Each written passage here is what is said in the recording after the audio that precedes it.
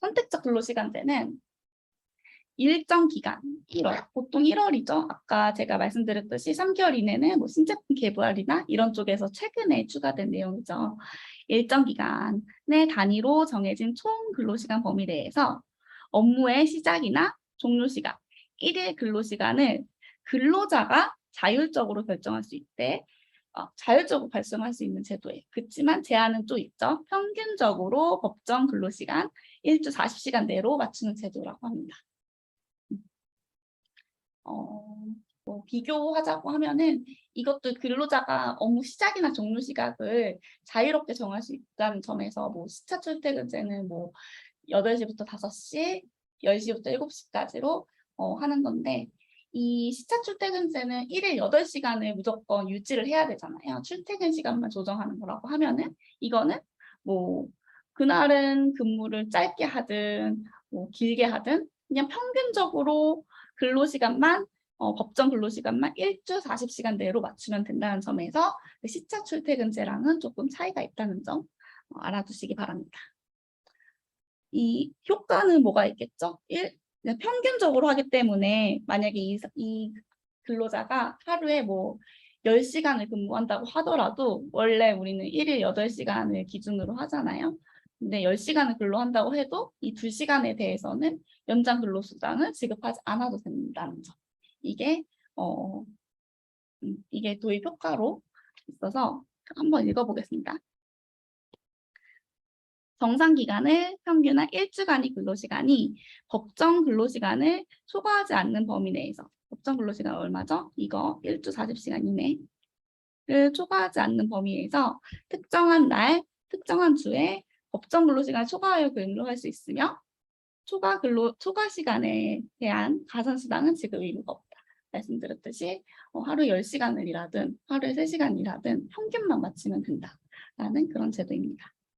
만약에 이런 법적인 요건 뒤에서 보긴 할 건데 이런 거를 갖추지 못한 채 운영된다라고 하면은 어떻게 될까요?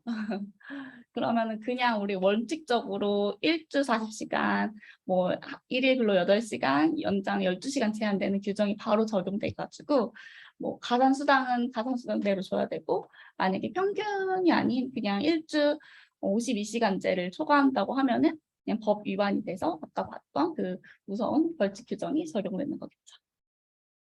이런 내용이 선택적 근로시간제입니다.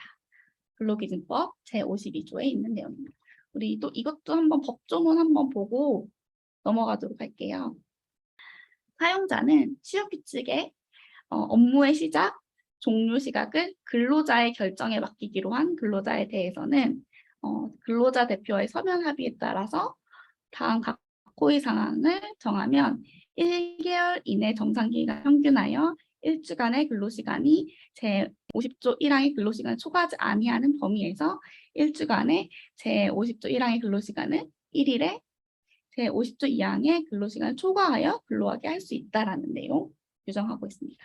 그래서 뭐 서면 합의에 들어가는 내용은 이렇게 법 규정에 정해져 있고 또 뭐 또 중요한 내용 하나 말씀드리자면 무조건적으로 막 24시간 그럼 근무해도 되는 거 아니에요? 라기보다는 여기에 11시간 이상의 휴식 시간을 줄 것이라고 규정되어 있어서 정말 막 72시간 내내 근로하고 그다음 일 안 하게 하면 되는 거 아니에요? 라고 할 수가 없어요. 이렇게 11시간 이상의 휴식 시간을 줄 것이라고 규정되어 있기 때문이죠. 선택적 근로시간제 유형은 어떻게 되어 있냐면 완전 선택형. 정말 이 한 달, 뭐 3개월 이 기간 중에서 업무 시작이나 종료 시각을 그냥 근로자가 자유롭게 하고 사용자가 전혀 관여하지 않는 형태를 완전 선택형 선택적 근로시간제라고 합니다. 그에 반면 부분 선택형은 의무적 근로시간대에는 근로자가 사용자로부터 시간적 구속과 업무 지시를 받아요. 이렇게 의무적 근로시간대를 두는 이 코어 타임이라고 하죠. 이렇게 두고 그 나머지 선택적 근로시간대에는 근로자가 알아서 결정할 수 있는 거예요. 이게 시차 출퇴근제랑 또 비슷한 것 같은데 아니죠? 근로자는 그냥 그날은 이만큼만 근로하고 갈 수도 있고 또 어떤 날은 여기부터 더 여기까지 또 일하고 할 수도 있는 점에서 시차 출퇴근제랑은 조금 다르다는 점 확인하시기 바랍니다. 근데 어떤 걸 주로 할까요, 보통? 사실 운영하기에는 이 의무적 근로시간대를 두는 코어 타임을 두는 이 부분 선택형이 더 좋겠죠? 왜냐면 뭐 근로자가 나는 밤에 일하는 게 더 잘 돼 해가지고 막 밤 9시에 출근할 수도 있고 또 나는 새벽에 더 잘 돼 하고 이렇게 하면은 회사를 24시간 내내 열어둬야 될 이런 상황이 발생하죠. 이러면은 뭐 사업장 관리나 또 경비 이런 부분에 있어서 더 큰 부담이 될 수 있다는 점. 그래서 부분 선택형을 추천드립니다. 설계한다고 하시면은.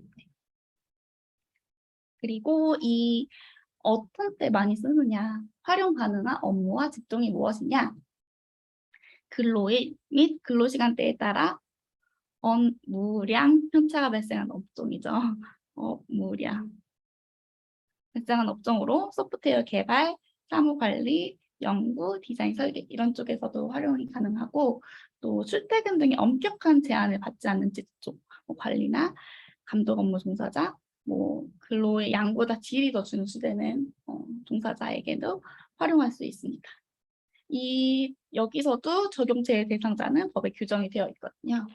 대상 근로자의 범위에 52조 1항 제1호 15세 이상 18세 미만 근로자는 대여한다라고 되어 있죠. 이분들은 선택적 근로시간제를 적용할 수 없습니다.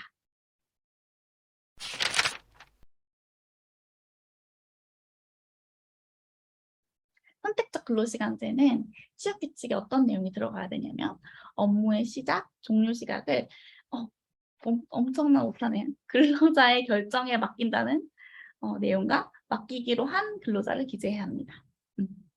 근로자 대표와 서면 합의에서는 어떤 내용이 들어가야 되냐면 대상 근로자, 누구, 어떤 사람들이 이 선택적 근로시간제를 적용받을 수 있는지에 대해서 대상 근로자의 범위, 생산직 근로자나 생산직 근로자, 보통 생산직은 아니겠죠. 선택적 근로시간에는 뭐 관리 업무에 있는 사람들이나 이런 쪽에 있는 분들을 대상 근로자로 넣으면 되고 또 정상 기간 및 근로시간에 대해서도 근로자 대표와 서면 합의를 해야 돼요. 말씀드렸듯이 원래는 1개월 이내만 있었는데 신상품 또는 신기술의 연구 개발 업무에 한해서 3개월 이내도 추가되었다는 거 확인해 주시면 좋을 것 같고 근로시간대 아까도 완전 선택형이 있고 부분 선택형이 있다고 했죠. 근데 제가 부분 선택형을 조금 더 추천드린다고 했죠. 왜냐하면 그 시간대에는 뭐 회의도 할 수 있고 또 뭐 업무 지시도 할 수 있고 다음 프로젝트는 어떻게 진행되는지 공유할 수 있는 그런 시간을 두는 게 좋다고 하고 만약에 완전 선택자라고 하면 밤 9시에 출근할 수도 있고 이래서 경비나 뭐 이런 관리 문제가 있을 수 있어서 저는 부분 선택제를 좀 추천드렸는데 이거는 그런 내용이에요. 근로시간대도 근로자가 반드시 근로해야 될 시간대, 의무적 근로, 코어 타임이 언제인지 그리고 또 이때부터 이때까지는 선택적으로 할 수 있다라는 선택적 근로시간대도 이렇게 명시를 해야 합니다. 근로자 대표와 서면 합의에서. 그리고 표준 근로시간. 주휴일, 유급휴가 등의 기준으로 사용하기 위해 사용자와 근로자 대표가 합의하에 정한 1일의 근로시간을 말합니다. 이 기준, 몇 시간으로 할 거냐, 보통은 8시간으로 한다고 해요. 그 기준으로 사용하기 위해서 사용자와 근로자 대표가 합의해서 정한 1일 근로시간을 표준 근로시간이라고 합니다. 이거는 정말 수단으로서 넣는 거예요. 주휴일이랑 유급휴가 때문에. 나머지는 근로자가 선택에 맡겨서 하루 이만큼이라든 저만큼이라든 할 수 있는 거죠.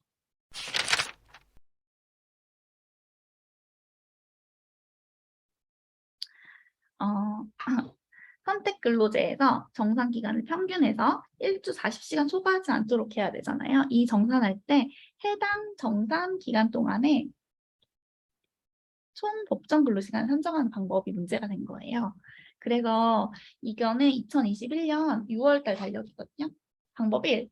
방법 1은 뭐라고 했냐면 주당 40시간 곱하기 몇 주를 했냐? 정상 기간의 총 일수 나누기 7 해서 6월 달이 30일까지 있잖아요. 그래서 30 나누기 7 한 거예요. 주당 40시간 곱하기 이렇게 해서 171.4시간이 총 법정 근로시간이다 라고 방법 1로 보여줬고, 방법 2는 1일 8시간 곱하기 정상 기간의 소정 근로일.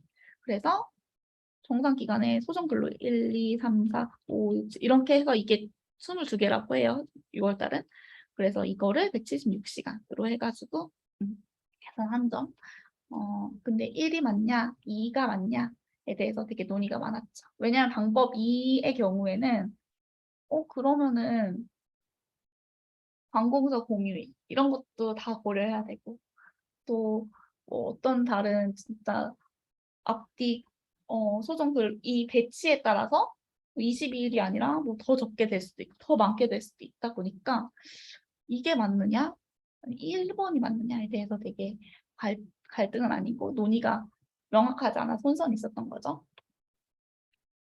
그래서 노동부는 뭐가 적절하다고 했냐면 방법 1이 적절하다고 했습니다. 주당 40시간 곱하기 몇 주, 2 정상 기간의 총 일수. 요거는 근데 달마다 변경되겠죠? 나누기 7. 이게 맞다라고 해서 정상 기간 1개월 월 단위로 했을 때 총 법정 시간은 방법 1로 앞으로 계산하시면 됩니다. 그래서 제가 미리 계산을 해왔어요. 달력에 따라서 27일인 경우도 있죠. 27, 28, 29, 30, 31일. 이 경우 몇 시간이 정상 기간 법정 근로시간, 총 법정 근로시간인지 이렇게 계산해 뒀으니까 참고해 주시면 좋을 것 같습니다.